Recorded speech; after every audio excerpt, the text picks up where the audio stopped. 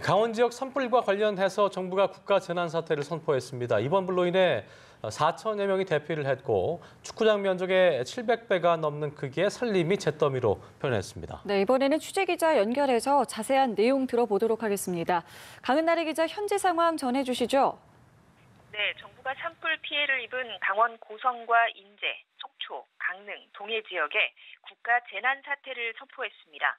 산불 지역에는 특별교부세 등 42억 5천만 원을 긴급 지원할 예정입니다. 문재인 대통령은 특별재난지역 지정도 검토하라고 지시한 상태입니다. 어제 저녁 7시 20분쯤 강원 고성에서 시작된 산불은 강풍을 타고 인제 속초로 번졌습니다. 강릉에서도 불이 나 동해로 빠르게 남하했는데요. 이렇게 동시다발적으로 불이 나면서 피해가 컸습니다. 중앙재난안전대책본부는 이번 산불로 고성에서 58세 남성 1명이 숨지고 강릉 등에서 30여 명이 다쳤다고 밝혔습니다. 지금까지 임야 525헥트, 축구장 면적의 735배에 달하는 면적이 잿더미로 변했습니다.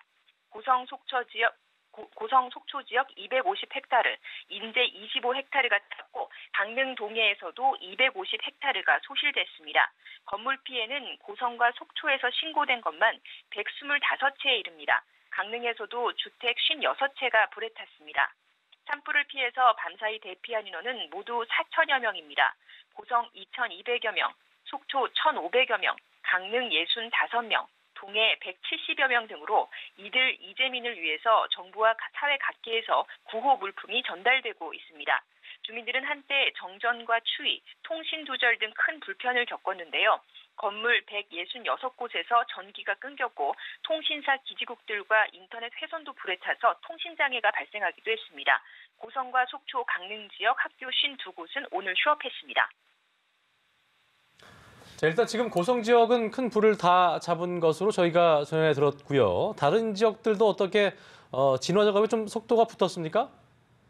네, 현재 헬기 51대, 소방차 870여 대가 투입된 가운데 15,000명이 진화 작업을 벌이고 있는데요. 강원도 동해 산불센터에 따르면 현재 고성 지역의 산불은 주불 진화가 완료돼서 잔불을 정리하는 중입니다. 인제 지역 산불은 70%, 강릉은 40% 정도 진화율을 보이고 있습니다. 도로 통제도 풀렸고 도시가스 공급도 재개된 상태입니다. 강원 지역에 내려졌던 강풍경보주의보는 한 단계, 강풍경보는 주의보로 한 단계 낮아진 상태인데요. 하지만 영동 지역의 건조경보는 그대로입니다.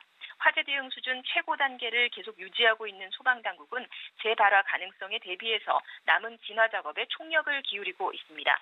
한편 중앙재난안전대책본부는 앞서 고성 산불이 주유소 건너편 전신주에서 변압기가 폭발하면서 시작된 것으로 추정했었는데요. 하지만 한전 측은 전신주에 변압기가 없다면서 고압 전선에 이물질이 걸리면서 불이 시작됐을 가능성이 있다고 밝혔습니다. 정확한 화재 원인은 국립과학수사연구원과 소방의 조사가 끝나야 알 수 있을 것으로 보입니다. 지금까지 사회부에서 연합뉴스TV 강은나래입니다.